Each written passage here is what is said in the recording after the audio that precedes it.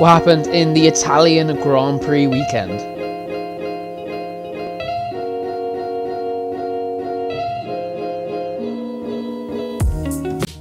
Ladies and gentlemen, welcome back to XRS Plus, the official podcast for X Racing Series.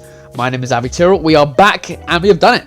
Round 1 is complete, and my goodness, how close was that? Not only just the qualifying positions, but also the finishing positions in some of those races, especially Division 2, which we'll get onto certainly, about how close that finishing positions were. Unbelievable by everyone who participated. Well done. We have completed round 1. We are an 8th into the season of the sprint season, and it's looking even closer than what me and Raven predicted to be in the predictions video. For those of you who are actually new to the podcast, I'll walk you through it, actually, because I know a lot of people here that are regular listeners, you could say, of the podcast. I obviously thank you very much for coming and listening to me every week.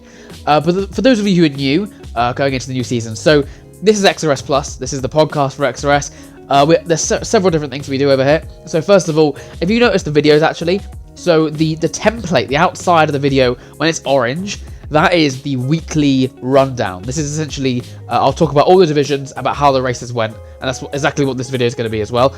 So in every division we have 4 categories. We have our driver winner, a driver that for me stood out. It doesn't mean I have to have won, got a podium, got pole. A driver that stood out for me. They might have just finished 5th, but maybe they're used to finishing 16th. A 5th is an unbelievable position for them. A driver winner is someone that stands out to me. Driver loser, something's gone wrong there. A driver that is usually finishing higher up, or maybe he was in a really good position and got unlucky. A driver loser is a finishing position that did not replicate how well their drive was, or how well their season's been going. A very unlucky drive from them. My team winner. Team winner is 2 teammates who have worked very well together, or it's 2 teammates that have had individual drives that have gone very, very well. So it can be a mix of both, good batch of points for the team. And then alternatively, of course, team loser, which is a team that didn't have a great drive together, maybe bad teamwork, or maybe again, just 2 individual drives that didn't really hook up. We'll talk about that in all 4 divisions. I also have a mention about the OCC, because it's round 1, it's very important to look at the OCC. I don't think that there's any big surprises in the OCC. There is certainly some certain things that people are like, oh, this is interesting, this is new. But generally speaking, everyone's kind of where we expected them to be-ish. There are definitely some certain positions that is not where we expected them to be. But as a general whole, there's no, oh my goodness, how are these guys there? All the way down there, all the way up there. It's generally where it should be. But we will have a discussion about it because there are some certain positions that people have raised an eyebrow about. Talking about the rest of the podcast, the red-rimmed podcast, the slight red tint, that is the quickfire interview. So that means I'll be talking about, or talking to one of the drivers inside the league about how it's been going for them. We've already talked to Blake and we've talked to Asteroid before as well. There will certainly be some more people coming in for those as well in the future. And then, of course, my personal favourites, the blue-rimmed videos, which are the special episodes. That's stuff like predictions or reaction videos or stuff like that. Stuff that me and Raven, generally, I think all the blue videos is me and Raven together. It's essentially the special episodes. Something funky's going on in there. Come join us there for those ones. They're generally the favourite ones. But anyway, back to round 1. We're going to start with Division 4. We're going to start with my driver winner. But before we actually go on to driver winner, let's just have a look at that qualifying, because what was interesting about Division 4 qualifying here in Monza was a big mix of drivers across the board. So we had some of the favourites to win, some of the fastest drivers, closer to the middle and the back, and there's some of the drivers you probably didn't expect to be at the front. So we had in the middle, we had Five Wise, we had Pistol Peter, we had Vlad, who had quite a poor qualifying down in 8th. That's very, very interesting because we saw in the latter stages of the race, all 3 of them were fighting up at the front, or at least were higher in the position than they were in qualifying, certainly. I would like to say Cajun, very, very good front row for Aston Martin. Great way to start the season. But Baldy not only got pole, but is going to get my driver winner. I think he was probably in the runnings to win the race. I think the safety car kind of screwed him. The extra safety car at the end, which caused the rest of the pack to catch up on the equal tyres. He ended up finishing 2nd, I will say, with fastest lap. You did also get the pole points, which is 2. You get 2 points for pole, 1 point for a front row. Obviously P2 in qualifying. What's interesting about Baldy as well is that Baldy's McLaren's one of the only teams on the grid that hasn't got a full lineup. They are still missing one Division 4. Excuse me. And Baldy knew going into this race he would be kind of a dark horse. He knew he'd be on his own. And I guess for KD's point of view, McLaren team principal, Div 4 is your worrying one. You've only got one driver. You're relying on one person to perform well. He's absolutely done that. He's done that fantastically. Getting pole, finishing P2. I'm excited to see what he can do in his home race in Silverstone. I know last season for him in Silverstone it did not go to plan when he was signed for Mercedes. He's come across to McLaren. He has gone up to a bigger team. Will it go well? We'll have to find out. I hope he definitely does better than last season. But a great start to the season for him. Absolutely. My driver loser at 100% is K1 Yo. I would like to say unbelievable qualifying from Breezy. Breezy qualified 4th for the Alfa Romeo, out-qualifying Vlad, which is crucial. A really good way to start the season is out-qualifying your teammate. So it's a good way to show that he is aiming to be that top driver, especially since he's kind of newer to the league racing scene. Vlad is, in comparison, a lot more experienced. And I guess that showed in the race. Vlad shot his way up to not only saving a relatively poor qualifying from him in P8. We probably expected him to be a bit higher. He not only recovered that, he got up to a podium in P3. So really good race from the Romanian. However, on the alternative side, K1 Yo in Steward's report got 13 penalty points. They did get removed and appealed. He's down to 8. He's already got a quali ban. 8 penalty points and 1 away from a race ban already into the season is criminal.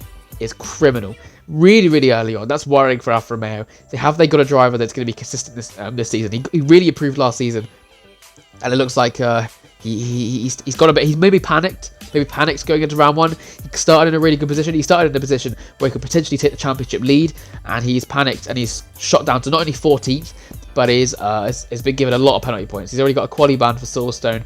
Silverstone this week is a sprint race, so he is going to be saved a little bit by the fact that he's got extra laps to catch up. But it's still, you don't want to qualify anywhere. Not on an 8-race season. You haven't got the time for that. My team winner is Ferrari. I think Ferrari, really good teamwork there. Obviously, Bays qualified 6th, finished 6th. Statistically wise, probably expected him to do better. Unfortunate qualifying. His sector 1 wasn't fantastic, but he saved it for the rest of the lap. He did get spun by C6 into turn 1. Recovered it from last up to P6. Really, really solid drive from him. He's obviously chasing the championship. So is his Irish teammate, 5Wise, who had a very poor qualifying as well, down at P11, which was even worse. Made it up to P5. A podium was certainly on the charge, but the strange strategies from the cars ahead, as well as just the pace of the cars ahead, definitely made it difficult for him. He had to settle for a P5. But still, nevertheless, good individual drives from the both of them, having to save where they originally started, which is quite low down. That's certainly Bays when he got spun. So a good batch of points. Ferrari are currently sitting P3 in the Constructors' Championships, and all the gaps are very, very small. The gap between them and P1 is 11 points. 11 points. So absolutely savable. Team loser for me is going to go to AlphaTauri. What we remember from last season, especially when they were fending off Alfa Romeo and then Haas in the OCC, their weak point was Division 4, and it looks like it's going to be a very, very similar situation in this going into the season as well, which is something that needs to be fixed ASAP. Their reserve DNF, Pistol Peter, finished 15th after qualifying 14th. Incredibly poor race from him, considering what we know he's capable of. At the Constructors' Championship, they're currently sitting last with only 1 point. Very poor. They need to get... I've heard that Reese is having brake issues with his brake pedal, and Pistol Peter, I don't know what happened. Poor qualifying and then a poor race. Maybe panicking again going into the new season, so there's a lot to stake. But yes, it looks like once again a weak division for them is Division 4 for AlphaTauri. Something that needs to be fixed ASAP, because they can't be waiting on them. You know what I mean? We move on to Division 3, the race on Friday evening. We're moving one step closer into the weekend. And my driver winner for this race is going to go to Failing Squash. An unexpected front row, I think, just to start it. But the fact that Haas now won 2 races back-to-back. They won, of course, Calic in Division 4 and now Failing as well. More of an underdog Failing, for sure, but led very, very maturely. Clearly had the pace to do it. Started second front row and finished first. He's now the championship leader. That's a very, very well done drive. Not so much for my driver loser, who's on the other side of that front row, which has gone to the moon. Ended up DNFing. He spun twice in the Ascari chicane. The first one taking him out of contention. The second one taking him out of the race and DNFing him. It's a double DNF for Aston Martin, which is the reason why they are my team loser as well. It's an unlucky race to actually reflect on in Division 4. The fact that Cajun started on the front row, I didn't get much there with it as well. I think he finished outside the top 5. Similar with Aston Martin here. They started 1 and 11, although of course Tycho is a reserve. Started 1 and 11, finished DNF and DNF. 0 points. And I don't think that's a great way for Aston Martin to start, especially since they went so aggressive with the strategy this season in terms of spending all their money on getting a really good team and then just building up from there instead of going a bit more conservative like Alpine, who actually ended up outscoring them this race. It's not a good thing to reflect, I don't think, going that way. But yeah, unfortunate for Aston Martin, they are my driver and team loser. In terms of my team winner, I'm going to go for Ferrari. Me and Malachi, very, very good teamwork. We were working together using the DRS, swapping back and forward when needed to, and who was faster. It was looking like it was going to be a double podium until I disconnected twice, which pulled me back down to P8. But Malachi still finishing with the P2. Very, very solid drive from him, and I think when we were working together, it was looking like it was going to be at least a 2-4, sorry. And it was unfortunate that it didn't work out that way, but that's racing, things can go wrong. But for sure, when we were working together, team winner, I would say, is Ferrari. Right, we're going to skip across to Division 2, which is the race on Saturday. And my driver winner for this race is actually going to go to Jonas in the Red Bull. Jonas was a driver that was signed for 30 million. That means, of course, if you don't know, 30 million is if you haven't driven in the league before, and then you're given your normal value after that. Jonas, as I normally do with reserves and new people, I don't expect much from them. When I saw him go provisional pole, I was like, okay, Red Bull have brought in someone here. He ended up qualifying P7, which is nothing to be disappointed about. I think that's Red Bull's highest qualifying all weekend. He ended up finishing P4. He wasn't leading the race as well. He was certainly in the fight for the win. Before we talk about who actually won that race, because I can't lie, I had no idea. Let's look at the results. I did the results myself. Give me a second. So, looking at the results, 1, 2, 3, 4, 5, 6, 7, 8 people were separated by 2 seconds of penalties. 8 people from P1 to P8 were separated by 2.2 seconds. Wait, hang on. 2.2 seconds separated P1 and P8. That is how close it was. A 3-second penalty brought people down far. That's how close that finishing order was. Jonas ended up finishing 4th. It ended up being an AlphaTauri 1-2. No, sorry, 1-3 I should say, somehow. Millard, who looked like he won the race, dropped down to 5th. Casper, who needed his 3-second removed, couldn't get it removed and finished 6th. Dodo was up there as well, with no penalties, and finished 7th.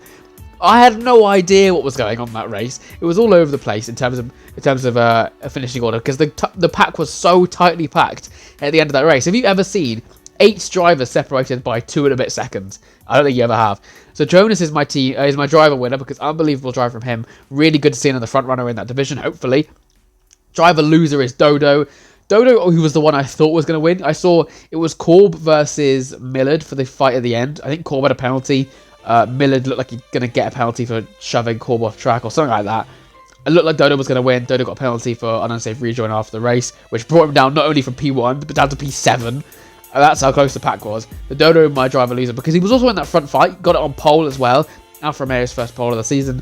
And I think he slipped to the edge at the exit Della Roger chicane and had an unsafe rejoin there. So it was all kind of self-inflicted. That caused him to drop down to P7. I genuinely think he would have won that race. I think statistically, I think in terms of numbers, he would have won that race because he finished ahead of Boom Boy. So incredibly confusing, but he would have done it. It's an unfortunate one from him, definitely from his size. My team winner is going to be AlphaTauri, of course.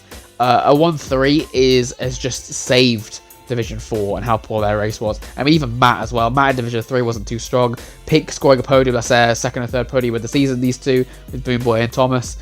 Really good drive. Thomas was a not necessarily a controversial one, but it was a confused one. Why have they signed Thomas for that much? Like, was he worth it? 100% he was worth it. Not only did the drivers start 10 and 12, which is not a great place to start, but to finish 1 and 3, that's definitely caught them out of the mud. Boom Boy as well, getting another win.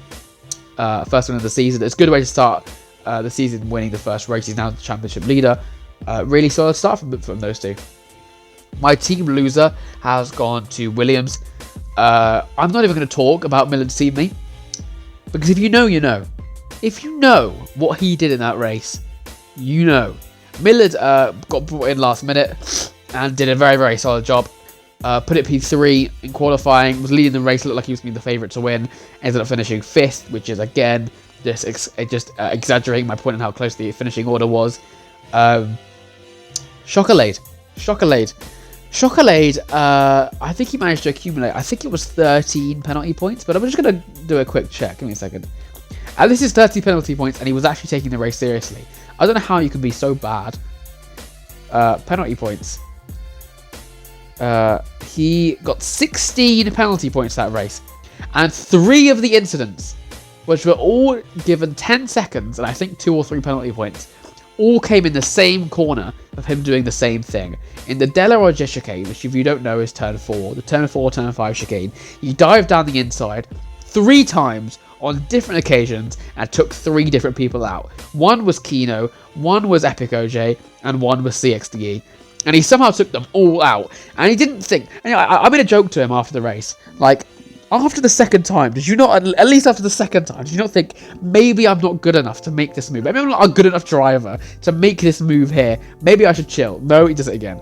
Not only that, I think there was 2 other incidents he got, which made it accumulate to 16 penalty points. Although even if I use maths, that doesn't even add up to 16. Because I think he got a 2, and a 3 for those incidents going into the chicane. So that's 7. And then, even then, that's nowhere even near 16. He's still got another 9 penalty points to get. I don't know. Got caught in, I think, 6 or 7 incidents. And he was taking the race seriously. I don't know how. And he was incredibly toxic after the race. He was unforgiving, didn't really care. The apology was very, very shallow.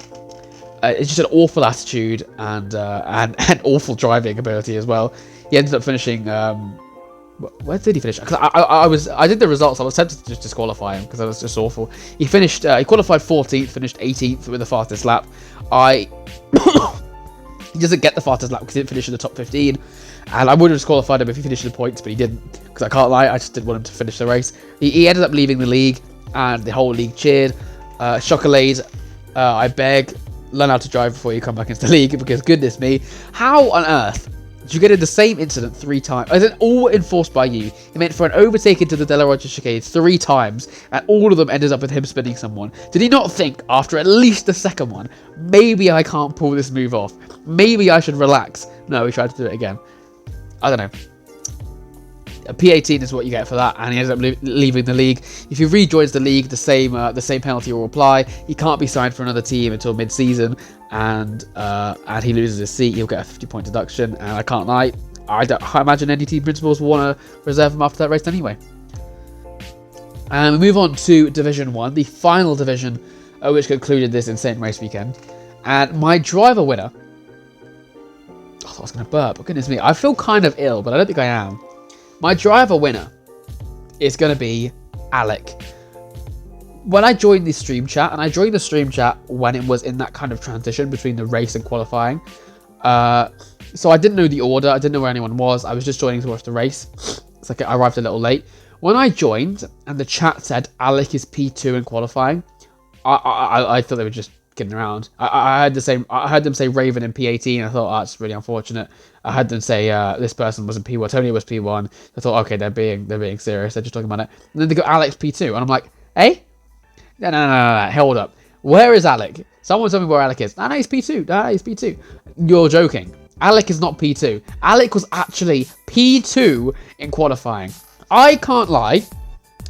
If I had watched that qualifying session, and I beg I had, that would have been the most surprising thing I think any racing league has ever shown me, that Alec got P. No disrespect to Alec. But for your information, everyone, Alec isn't supposed to be Div 1. He's supposed to be Div 2, but he couldn't do the day, so he's moved up to Div 1. And don't be wrong, he wasn't bad. He performed exactly where we expected him to be, which was closer to the back of Division 1, because he is a Division 2 pace driver last season. And then he pulls up to this race, puts it P2, and then is fighting for the lead and the win of the race. If he had won that race, I would have given him owner to the league.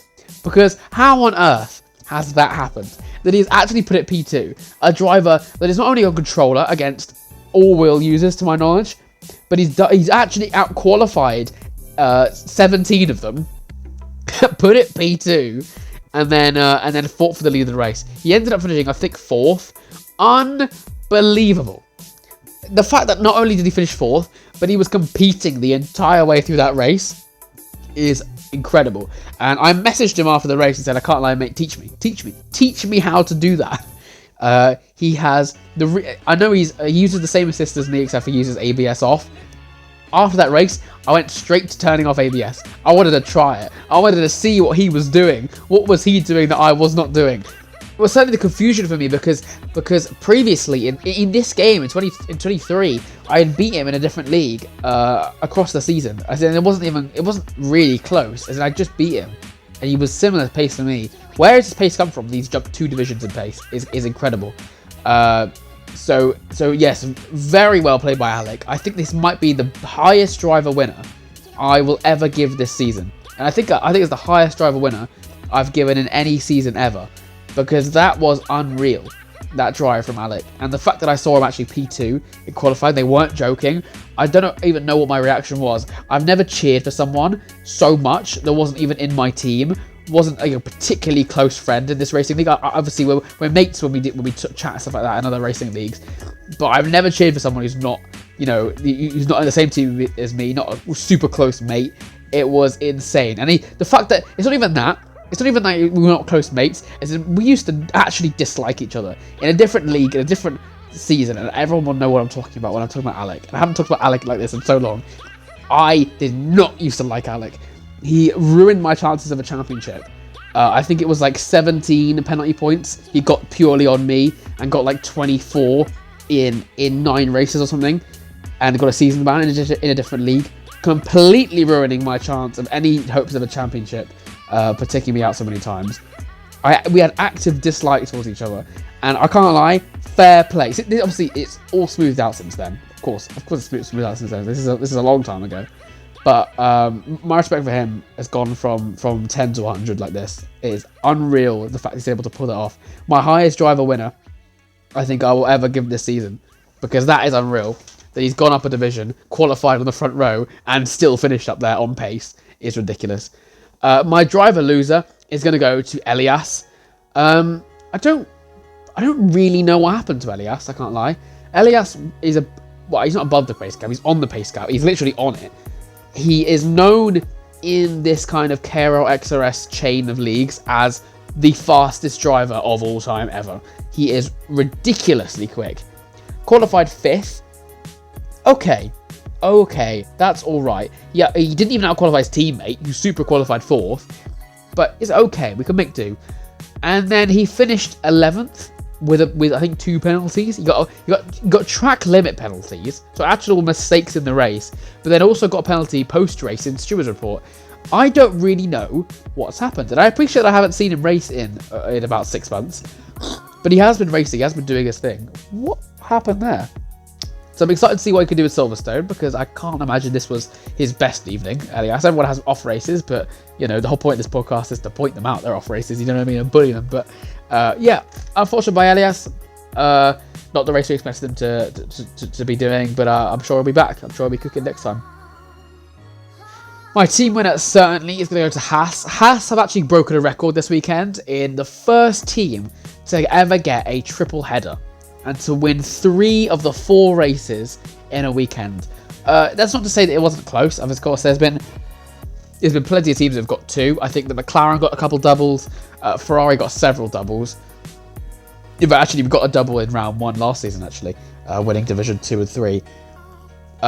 There's been, there's a lot of doubles across a lot of the teams. No team's ever got a treble. Haas is the first team to get a treble. Unreal. Fair play. 1 and 3 as well. Not even like there's one driver. Sleek qualifies 16th to 1st. Snowy 8th to 3rd. Very fair played. And they got the strategy absolutely perfect on. Tonio, everyone was cheering for Tonio, but they closed down the gap. They managed to do it. Tonio obviously being a fan favourite as well in Alfa Romeo, but he got on pole finishing P2. Fair play to Haas. Huge batch of points. They're currently leading the OCC. The first team that's not Ferrari to lead the OCC. We'll talk about that in a minute. But fair play to Haas. Really well done. My team losers are going to be Alpine. They've managed to settle themselves back down in P10. They've made no improvements in round 1. Of course, got a long season to go. Still another 7 weeks of racing left to go. Not a great start still nonetheless. I was hoping for them to have something. Banjo and JB both finishing the race. Banjo qualified 14th and finished 16th. JB finished 15th, qualified 15th and finished 18th. 0 points scored. I don't know. There's not much to say other than that's just unfortunate.